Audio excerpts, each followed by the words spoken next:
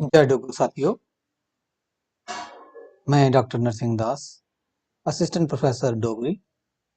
मैं इस बेल्लै गौरमेंट डिग्री कॉलेज सांबा च पढ़ा करना।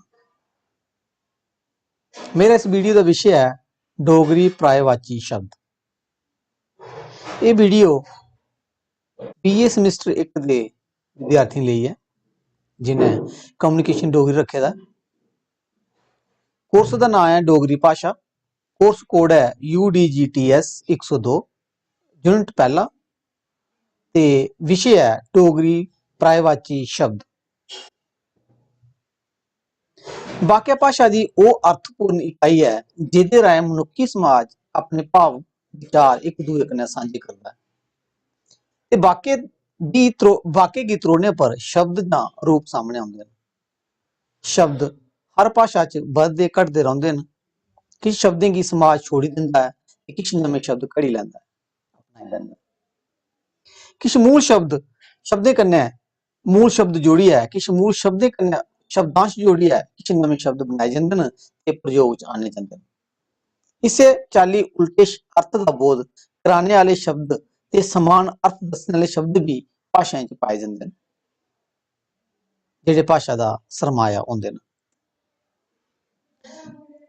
मैं गल पर्यायवाची शब्द दी करां तां पर्यायवाची शब्द दा अर्थ होंदा है ओह शब्द जेह्दा अर्थ उ'ऐ नेहा गै होऐ जां उस कन्नै मिलदा जुलदा होऐ।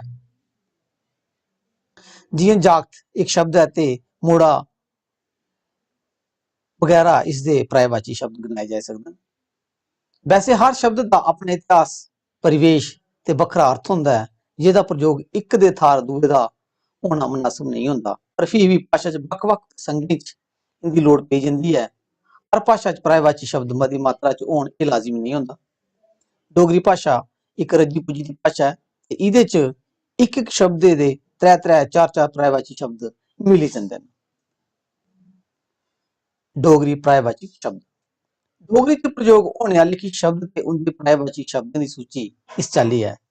जि'यां अंग दा पर्यायवाची शब्द साढ़े कोल है हिस्सा, टुकड़ा, खंड।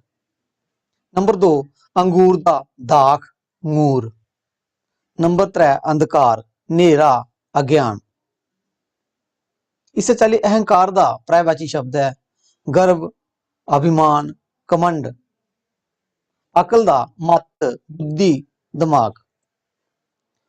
इस्सै चाल्ली कुड़ी दा कन्या, कंजक बगैरा शब्द डोगरी च वरते जंदे न। कोठी आस्तै घर, मकान बगैरा बगैरा शब्द पर्यायवाची दे रूप च वरते जाई सकदे न। कोना एह्दा पर्यायवाची शब्द होया खुंज, नुक्कर। खुशबू दा महक, वाशना, सुगंध। खेतर आस्तै कुंभा, पट्टी, बाड़ी आदि शब्द वरते जंदे न।